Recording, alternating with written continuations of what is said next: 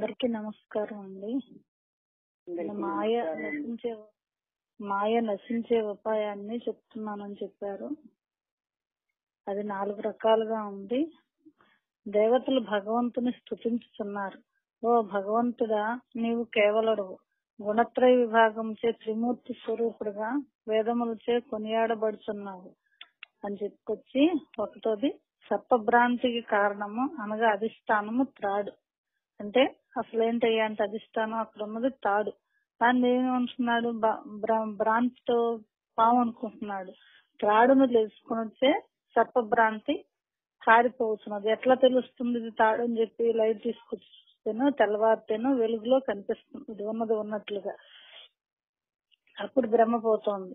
అటులనే ఈ శరీరమునకు ఇంద్రియములకు అధిష్టానముగా ఆత్మ ఎన్నది. మన శరీరానికి ఇంద్రియాలకి ఆధారం అధిష్టానం, అంటే ఆత్మ ఎన్నది ఆధారంగా.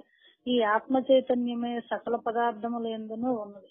ఈ ఆత్మ చైతన్యం ఏదైతే ఉందో మొత్తం అన్ని పదార్థాల్లో కూడా ఉంది. కానీ ఈ సమస్త ప్రపంచమునకు అధిష్టానము తానే అంటే ఎవరు? ఆత్మ అనగా పరబ్రహ్మ. ఆత్మ అన్న పరబ్రహ్మన్న ఒకటే. అప్పుడు వ్యష్టి సాక్షిత్వమును అతిక్రమించి, వ్యష్టి సాక్షిత్వం, వ్యష్టి అంటే ఏంటి? ఎవరికి వాళ్ళే నేను అనుకుంటాం కదా.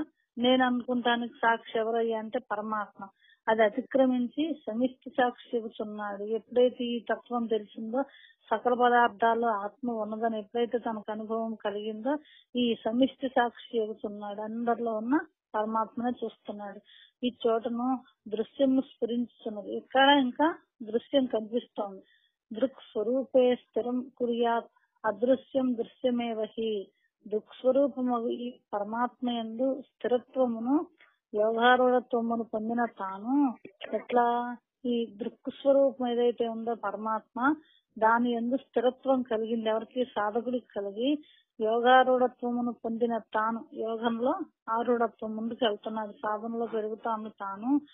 ఆ పరమాత్మ నిరుపాధికుడే. ఆ పరమాత్మకి ఒక ఉపాధి లేదని తనకు తెలుస్తుంది. దృశ్యమే లేదు కనుక సర్వ అధిష్టాన పరబ్రహ్మమే తాను కావాలి. నీకు ఆ స్థితిలో దృశ్యం లేదు కాబట్టి సర్వానికి మొత్తానికి అధిష్టాన పరబ్రహ్మమే నేనని తనకి అనుభవం కలుగుతుంది సాధకుడికి. తనకన్నా వేరొకటి తోచినప్పుడు నేతన మహావాక్యముచే శరీరం నేను కాదు, ఇంద్రియములు నేను కాదు, మాయ నేను కాదు అని భావిస్తాడు అన్నమాట. ఎట్లా?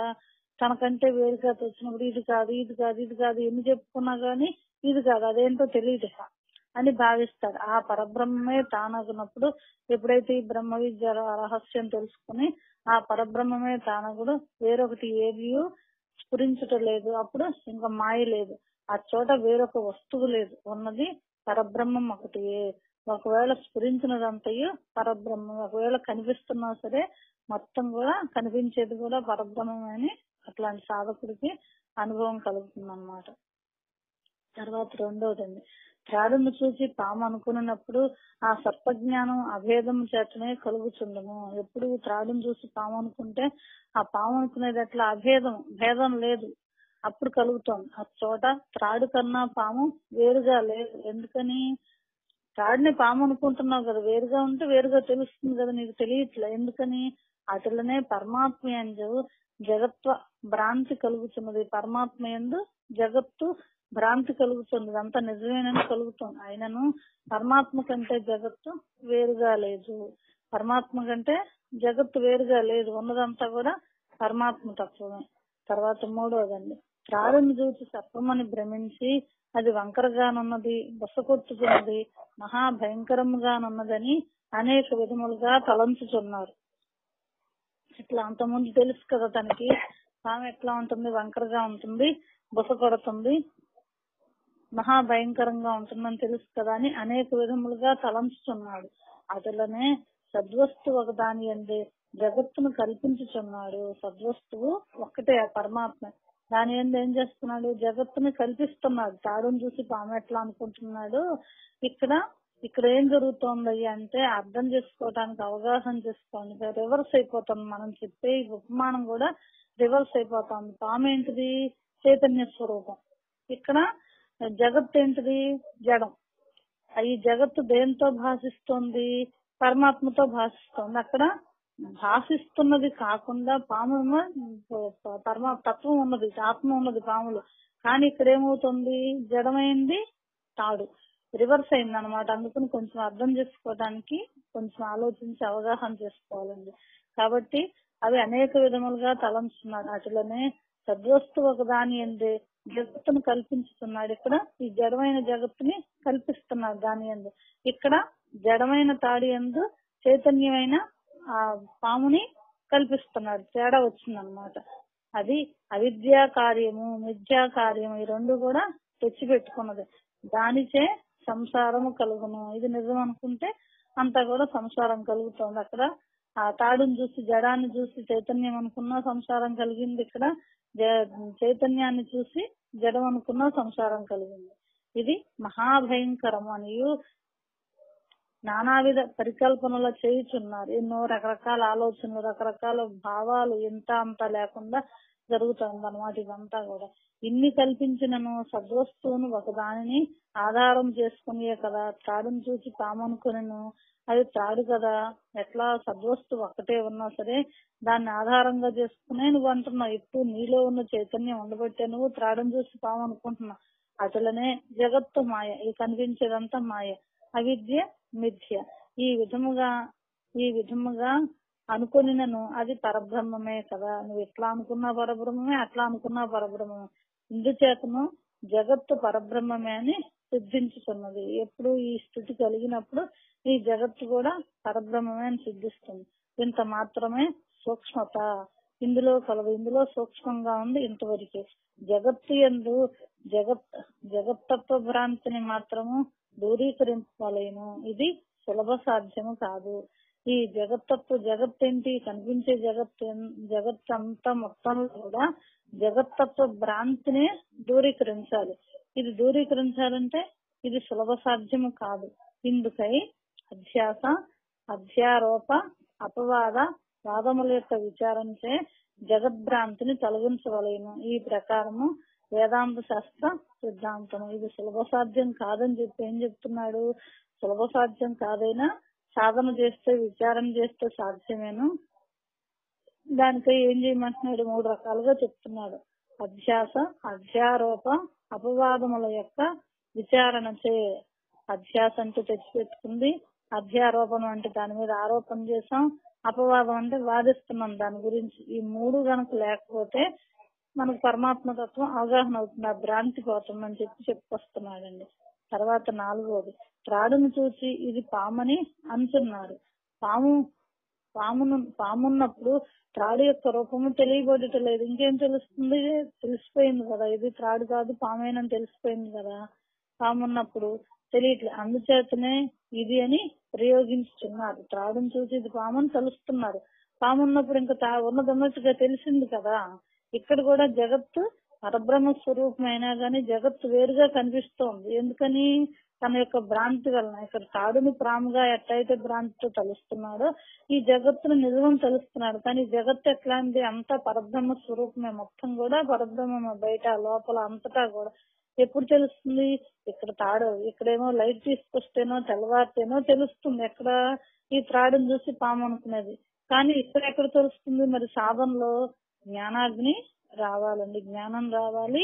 ఆ జ్ఞాన నేత్రం వస్తేనే ఇది తెలియబడుతుంది. అందుకనే ఇది సులభ సాధ్యము కాదు అని చెప్పుకొచ్చాడు అనమాట. కానీ సాధ్యమే, సులభ సాధ్యం కాదు. ఇది తేలిగ్గా దొరికేది కాదు. తేలిగ్గా దొరికితే కోట్లు పెట్టైనా కొనుక్కుంటారు, లేకపోతే ఎవరితోనో రికమెండేషన్ తోనో ఏదైనా సరే భగవంతుని పొందొచ్చు. కానీ ఇక్కడ ఎట్లా భగవంతుని పొందాలంటే తనకు తానే సాధన చేసుకుంటా, తనకు తానే విచారం చేసుకుంటా, ఆ ఏమీ లేని పరమాత్మ ఎట్లయితే ఉన్నాడో తను కూడా ఏమీ లేకుండా అయిపోయినప్పుడే తనకి ఆ అనుభవం కలుగుతుంది అనమాట. అది కావాలంటే ఏం కావాలి, జ్ఞాన నేత్రం కావాలి దానికి. అందుచేతనే ఇది అని ప్రయోగించుతున్నారు. రజ్జు స్వరూపమును గుర్తిరింగిన తర్వాత సర్ప విషయమే స్మృతికి వచ్చుట లేదు. అజ్ఞానంతో అనుకున్నావు గాని ఆ రజ్జు స్వరూపాన్ని చూసి పామనుకుని తెలిసాక స్మృతికి వచ్చేసాక ఇంక నీకేముంది, ఇంకేమీ లేదు. అట్లాగే పరమాత్మను జగత్తుని భ్రమించినప్పుడు పరమాత్మ స్వరూపము తెలియబడుట లేదు. స్వస్వరూపమును గుర్తెరిగిన తర్వాత, తన యొక్క స్వరూపం ఆత్మస్వరూపాన్ని గుర్తెరిగిన తర్వాత జీవాది జగత్ ప్రాంతి పూర్తిగా నశించుతున్నది. ఇదంతా కూడా ఈ జగత్ అంతా కూడా జీవము ఇవన్నీ కూడా 84 లక్షల జీవరాశులు జగత్ అంతా కూడా ఈ పరమాత్మ యొక్క చైతన్యంతోనే భాషిస్తోంది అన్నప్పుడు పూర్తిగా నశిస్తుంది. అప్పుడు జగత్తే భాషించట్లేదు, జగత్తు కనిపించట్లేక ఇందుచేతను బ్రహ్మకాలంలో ఉంటున్నది ఆ పరబ్రహ్మ ఒక్కటే. బ్రహ్మకాలంలో ఉన్నది పరబ్రహ్మం ఒకటే, బ్రహ్మ పోయాక కూడా పరబ్రహ్మం ఒకటే. కాకపోతే బ్రహ్మ వల్ల నీకు జగత్ అని భాషిస్తోంది అంతే. బ్రహ్మ పోయిన తర్వాతను ఆ పరబ్రహ్మం ఒకటి. కాన ద్వైత ప్రశంసయే లేదు, రెండోది అనేది లేదు. కాబట్టి నిత్య శుద్ధ బుద్ధ ముక్త బ్రహ్మ ఒకటియే. ఇట్లా సకల వేదాంత సిద్ధాంత సిద్ధం. ఇదంతా కూడా సకల వేదాంత సిద్ధం అన్నమాట.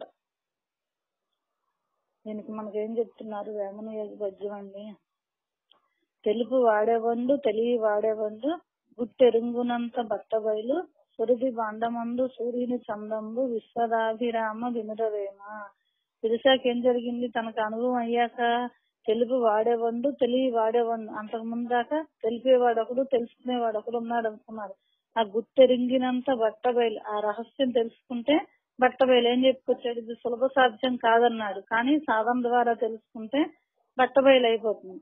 సురది బాండమందు సూర్యుని చందంబు విశ్వదాభిరామ వినురవేమ. సురది బాండం అంటే ఒక కొండలో ఏదైతే సూర్యుడు ప్రకాశిస్తున్నాడో అంతటా కూడా ఆ సూర్యుడే ఉన్నాడు. కొండ యొక్క భావన తీసేస్తే అక్కడ ఏం జరిగింది? మొత్తం అంతా కూడా సూర్యుడే ఉన్నాడు, సూర్యుడే ప్రకాశిస్తున్నాడు. ఇక్కడ కూడా మనకి కొండ శరీరం అనే కొండ యొక్క భావన తీసేస్తే మన లోపల ఉన్న పరమాత్మ బయట ఉన్న పరమాత్మ అంతా కూడా ఒకటిగా అనుభవంలోకి వస్తుంది అన్నమాట. కాబట్టి సాధన చేసుకునేటప్పుడు శరీర తత్వాలను తెలుసుకుని ఇదంతా లోపల ఉన్న పరమాత్మ తత్వాన్ని తెలుసుకుంటే మనకి అవగాహన అవుతుందండి. తర్వాత రజోగుణం గురించి 2 శ్లోకాలు చెప్తున్నారు. విక్షేప శక్తి రజస క్రియాత్మిక యత ప్రవృత్తి ప్రసృత పురాణి రాగాదయ అస్యాహ ప్రభవంతి నిత్యం దుఃఖాదయ ఏ మనసః వికారాః.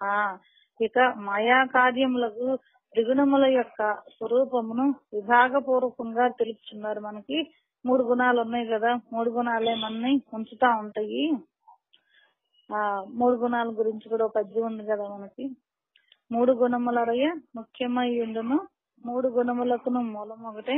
3 గుణములు ఎప్పుడు ముంచుని ఎవరినైనా విశ్వదాభిరామ వినురవేమ అని చెప్పుకుంటాం కదా.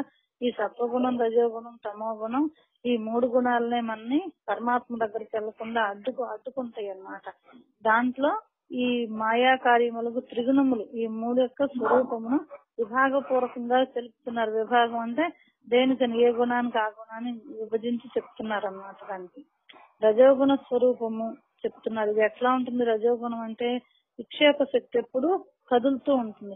రజోగుణ ప్రధానమైనది. విక్షేపం అంటే ఏంటి? కదులుతూ ఉంటాం. ఎప్పుడైతే ప్రశాంతంగా ఉన్న నీళ్ళలో ఒక రాయి వేస్తే ఏమవుతుంది? కదులుతుంది. విక్షేపం కదులుతుంది. మళ్ళీ అదంతా కూడా కూడుకునేది కొంత టైం పడుతుంది. మనకు కూడా ఈ రజోగుణ స్వరూపం విక్షేప శక్తి కదులుతూ ఉంటుంది. మనకు కూడా ధ్యానంలో కూర్చున్నప్పుడు నాకు కుదరట్లేదండి, నాకు తెలియట్లేదండి, నాకు సంకల్పాలు వస్తున్నాయి. ఎంతసేపు వస్తే సంకల్పాలు?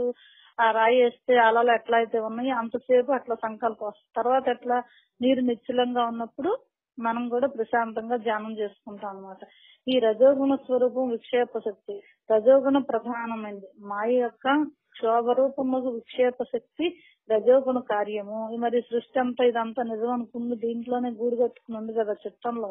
ఈ చిత్తంలో ఎప్పుడుంది? నేననే భావంతో ఉన్నప్పుడు చిత్తంలో ఉంది కాబట్టి ఇదేం చేస్తుంది? క్షోభ చేస్తుంది. అదని ఇదని తిప్పుతా ఉంటుంది, తిరుగుతా ఉంటుంది అన్నమాట. ఇటు ఎంతసేపు సంకల్పాల రూపంలో తిప్పుతా ఉండడు. రజోగుణ కార్యం విక్షేప శక్తి అంటారు దాన్ని.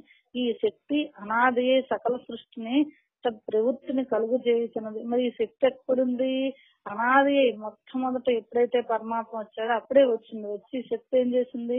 సకల సృష్టిని ప్రవృత్తిని కలుగు చేస్తున్నది. తన యొక్క వృత్తి పరబ్రహ్మం అయితే ప్రవృత్తిని మాయతో కలిసి రకరకాల ఆటలాడించి పాటలు పాడించి చేస్తుంది అన్నమాట. దీని వల్లనే మనసున దుఃఖాదులు రాగాదులు కలుగుతున్నాయి. ఎప్పుడు ఈ రజోగుణం వచ్చి విక్షేప శక్తి ఎప్పుడైతే ఉంటుందో దాని వల్లనే మనకి అన్ని కూడా ఈ రాగాదులు అంటే ఇది కావాలి, ఇది వద్దు, అది పోయిందని ఈ దుఃఖం గాని రాగం గాని కలుగుతుందండి. దానికి మనకు వేమన యోగ పద్యం ద్వారా తెలియజేస్తున్నారు. పరగ నెలను ముందు బ్రతుకు తీరెరుగక సకల సంపదలను సతములనుచు కర్మ మర్మములను గనలేరు మూర్ఖులు విశ్వదాభిరామ వినుగవేమ. పరగ నెలను ముందు బ్రతుకు తీరెరుగక, మన బ్రతికేంటి ఏంటనేది తెలుసుకోకుండా ఆ సకల సంపదలను సతములను, ఈ సంపదలు, ఆస్తులు, ఇళ్ళు, వాకిళ్ళు, ఈ శరీరం ఇదంతా కూడా నిజమేన అనుకుంటూ ఉండి కర్మ మర్మములను కనలేరు మూర్ఖులు విశ్వదాభిరామ వింద్రవేమ.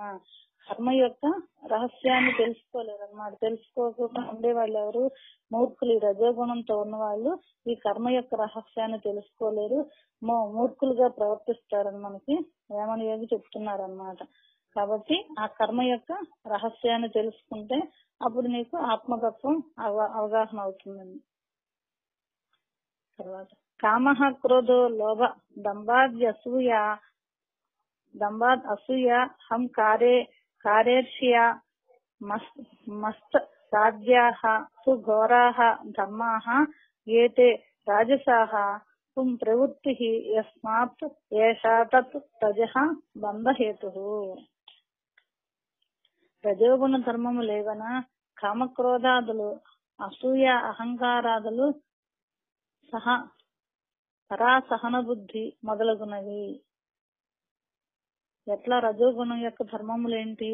కామక్రోధాదులు, అసూయ, అహంకారాదులు ఇవన్నీ కూడా పర అంటే అది దాటితే కొంచెం సహన బుద్ధి కలుగుతుంది మొదలగునవి.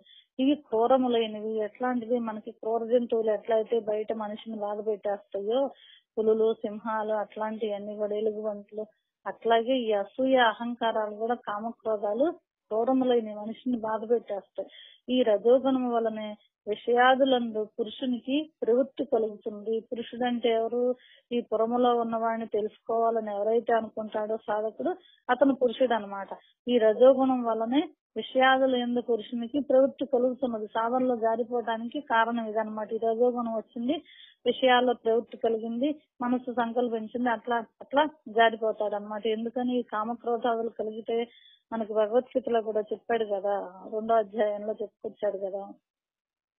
ఎప్పుడైతే సంకల్పం వచ్చిందో ఆ సంకల్పానికి కామం వస్తుంది, కామం అది తీరకపోతే క్రోధం వస్తుంది, క్రోధం తీరకపోతే ఇంకా రకరకాలుగా మొత్తం భ్రష్టు పెట్టిపోతుంది అన్నమాట సాధన. కాబట్టి ఈ రజోగుణం నేననేది ఎక్కడొచ్చిందో తెలుసుకుని దాన్ని సాధన ద్వారా విడగొట్టుకుంటే అప్పుడు తనకి పరమాత్మానందం కలుగుతుంది. కాబట్టి ఈ రజోగుణం వల్లనే విషయాదులు యందు పురుషునికి ప్రవృత్తి కలుగుతున్నది. కాన ఈ రజోగుణము సంసార రూప బంధమునకు ప్రధాన కారణము. సంసారం అంటే ఏంటి? ఇక్కడ నేను, నాది, అహంకారంతో కూడిన సంకల్పాలు ఏదైతే ఉందో అదే బంధానికి ప్రధాన కారణం. ఈ ప్రకారము రజోగుణ ధర్మములు ఎట్లా బంధించును ఈ విషయమును తెలిపిది. రజోగుణ ధర్మములు ఎట్లా బంధించినండి ఈ విషయాన్ని తెలిపారు అనమాట. ఎట్లా?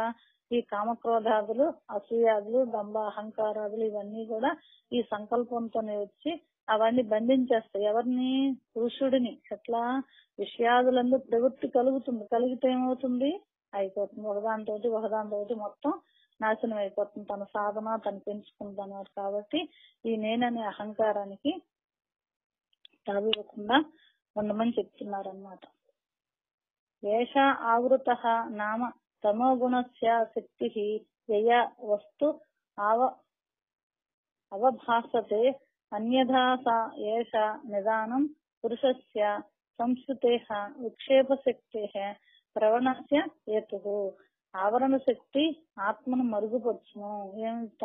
రజోగుణం ఏం చెప్పారు? విక్షేప శక్తి కదులుతుందని చెప్పుకొచ్చారు. ఇక్కడ ఏం చెబుతున్నారు? తమో గుణం ఏంటి? ఆవరణ శక్తి. అదేమవుతుంది? కట్టిపోయి ఉంటుంది. మనకి ఒక శనక్కాయ పప్పు దాంట్లో ఉంటే మొత్తం పైన ఎట్లయితే శనక్కాయ తోలు కట్టి ఉందో ఈ ఆవరణం ఆత్మని మరుగుపరుస్తుంది, మాయ ద్వారా కప్పేస్తుంది అనమాట. ఈ ఆవరణ శక్తి అంతా కూడా అనగా ఆ సద్వస్తును తెలియపరచదు. ఎందుకని? బయట లోపల ఉంది కానీ బయట ఎక్కడ ఉన్నది కనిపించట్లేదు కదా. ఎందుకు కనిపించట్లేదు అంటే ఆవరణ శక్తి కప్పేసింది దానికి. ఇది తమో గుణము యొక్క కార్యము.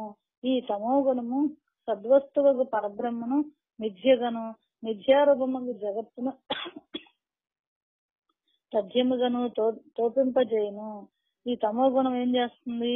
విద్యారూపముకు జగత్తునేమో ఉన్నట్టుగా తోస్తుంది, ఉన్న పరబ్రహ్మాన్నేమో లేనట్టుగా చేస్తుంది. ఎందుకని చూసేదంతా ఎక్కడ చూస్తాడు? బయట చూస్తాడు కదా. తమో గుణంతో ఆవరించి ఉండేటప్పటికి లోపల ఉన్న పరమాత్మ ఎట్లా కనిపిస్తాడు? కనిపించడు. కాబట్టి ఈ తమో గుణం ఆవరించి ఉంటుందన్నమాట. ఇదే విక్షేప శక్తికి తత్కార్యముకు సంసారమునకు మూల కారణము. విక్షేప శక్తి అంటే రజోగుణం రావటానికి కూడా ఈ తమో గుణమే కారణం, మూల కారణం. ఆ కత్తి ఉంది, పోనీలే ఆ కత్తి ఉన్నది మనం ఆవరణ శక్తిని తొలగించుకుంటే అదేమవుతుంది? కదిలిపోతుంది. కదిలితే మనం దాన్ని పట్టుకోలేమంట పరమాత్మని. కాబట్టి ఏకాగ్రతతో స్థిర నిశ్చయం కలిగితేనే, అనన్య చింతన చేస్తేనే భగవంతుడు మనకు అందుతాడండి. అనగా పురుషునికి విక్షేప బుద్ధిని పుట్టించి, ఎవరికి సాధకుడైతే ఎవరైతే ఉన్నాడో పురంలో ఉన్న తత్వాన్ని తెలుసుకోవాలని ఎవరైతే అనుకున్నాడో అట్లాంటి పురుషునికి విక్షేప బుద్ధిని పుట్టించి, కదిలేటట్టు పుట్టించి తద్వశునిగా చేసి సంసారములో పడవేయుచున్నది. ఫలితార్థము రజోగుణ సహితము విక్షేప శక్తి, తమోగుణ విశిష్టము ఆవరణ శక్తి అని తెలియవలెను. రజోగుణంతోనేమో కదిలిపోతుంది, తమో గుణంతోనేమో ఆవరించిందని తెలుసుకోవాలి. మరియు ఆవరణ శక్తి విక్షేప శక్తికి కారణము, అది తమోగుణం రజోగుణానికి కారణం. అటులనే తమోగుణము రజోగుణమునకు హేతు, అనగా మూల అజ్ఞానమే సంసారమునకు కారణము. ఇది కారణ శరీరమునకు సంబంధించింది. ఈ తమోగుణం దేనికి సంబంధించింది? కారణ శరీరానికి సంబంధించింది. స్వస్వరూప జ్ఞానము చేతనే ఇది నశించును. ఎట్లా నశిస్తుంది తమోగుణం? తన యొక్క స్వరూపాన్ని తెలుసుకుంటేనే నశిస్తుంది. తన స్వరూపం ఏంటి? ఆత్మస్వరూపం. ఆత్మస్వరూపాన్ని తెలుసుకుంటేనే తమోగుణం మనకి నశిస్తుంది. అంతఃకరణమున 3 దోషములు కలవు. అంతఃకరణం అంటే చెప్పుకున్నాం కదా మనం, మనస్సు, బుద్ధి, చిత్తం, అహంకారం అని. ఈ అంతఃకరణానికి 3 దోషాలు ఉన్నాయి. అదేంటి? మల దోషము, విక్షేప దోషము, ఆవరణ దోషములు. ఆవరణమునది పై చెప్పబడినది. ఆవరణ అంటే ఏంటి? తమో గుణంతో ఆవరించింది, కప్పేసిందని చెప్పబడింది. బ్రహ్మజ్ఞానము చేతనే దానిని తొలగించవలేను. ఈ విషయము విచార సాగరమున విశదీకరింపబడింది. ఇప్పుడు బ్రహ్మజ్ఞానం చేతే దాన్ని తొలగించుకుంటాం అన్నమాట. విక్షేపం అంటే కదలటం అని చెప్పుకున్నాం, ఆవరణ అంటే దాన్ని కప్పేసిందని చెప్పుకున్నాం. మరి మలదోషం అంటే ఏంటంటే అక్కర్లేని నీ దగ్గర ఎట్టు పెట్టుకుంటే మలదోషం. ఎట్లా? మన చిత్తంలో విషయాలన్నీ మనకు అక్కర్లేని పెట్టుకుంటాం. అదేంటి? అక్కర్లేనిదే కదా మలం అంటే, శరీరంలో నుంచి విసర్జించేది. అట్లాగే ఇక్కడ తత్వజ్ఞానం వచ్చేది మలం అంటే ఏంటి అంటే తనకు అక్కర్లేనిదంతా తను అట్టి పెట్టుకోవచ్చే మలం. కాబట్టి దానికి ఏమంటారు? వేమనేది చిత్తశుద్ధి కలిగి చేసిన పుణ్యము కొంచెమైనది కొదవగాదు, విత్తనంబు మరియు వృక్షంబునతనంత విశ్వదాభిరామ వినురవేమ అంటారు. మలం ఎక్కడుంది? చిత్తంలో ఉంది. కాబట్టి దాన్ని శుద్ధి చేసుకున్నప్పుడు మనం చేసిన పుణ్యం కొంచెమైనా కూడా, మర్రి చెట్టుకి విత్తనం ఎంత చిన్నదైనా కూడా అంత మహావృక్షమైనప్పుడు నువ్వు ఆ మలదోషం మనసులో లేకుండా ఎప్పుడైతే నువ్వు పరబ్రహ్మ తత్వంలో ఉంటావో ఇంత అని చెప్పటానికి వీల్లేదని చెప్పి మనకు వేమనేవి చెప్తున్నారనమాట. తర్వాత ప్రజ్ఞావాన్ అపి పండిత అపి చతుర అపి అత్యంత సూక్ష్మాత్మ దృక్ వ్యాలీడ తమస నవేత్తి బహుదా సంబోధిత ఆపిస్ఫుటం ప్రాంత్య ఆరోపితం ఏవ సాధు కలయతి ఆలంబతే తద్గుణాన్ అంత అసౌ ప్రబలాద్వరస్తమః శక్తి మహతి ఆవృతి. ఆవరణ శక్తి ప్రభావం వర్ణించుచున్నారు. అంటే ఆవరణ శక్తి అంటే ఏం చెప్పుకున్నాం? తమో గుణం కదా. దాన్ని చెప్తున్నారు. ఎట్లా? అవిద్యచే ఆవరింపబడిన వాడు ప్రజ్ఞావంతుడైనను, శాస్త్రములు యందు పరిపాటి గలవాడైనను, నేను శాస్త్రం ఏం చెబుతుంది చదువుకుంటాడు అప్పచెబుతాడు అంతే. నేర్పరి అయినను, స్వస్వరూప దృష్టి ఎక్కువగా కలవాడైనను, సద్గురువులచే శృతి స్మృతి యుక్తులచే అనేక ప్రకారములుగా బాగుగా ఉపదేశించబడిన వాడైనను తత్వమును ఎరుంగజాలడు చెప్తున్నాడు. ఇంకా ఆవరణ శక్తి ప్రభావాన్ని వర్ణిస్తున్నారు. ఎట్లా ఉంది?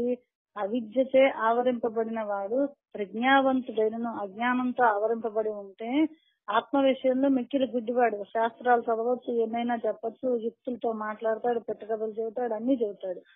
తన యొక్క స్వరూపాన్ని మాత్రం తను తెలుసుకోలేదు. చెబుతాడు, చెబుతాం అయితే చెబుతాడు కానీ అనుభవం రాల. చెబుతాం ఎట్ట చెబుతాడు, చదువుకున్నాడు, చెప్పాడు అంతే. అందుకని ప్రజ్ఞావంతుడైనను శాస్త్రముల యందు పరిపాటి గలవాడైనను, శాస్త్రముల్లో పరిపాటి మళ్ళీ మళ్ళీ చెప్పగలడు అన్నమాట. ఎంతో విశకంగా చెప్పగలడు.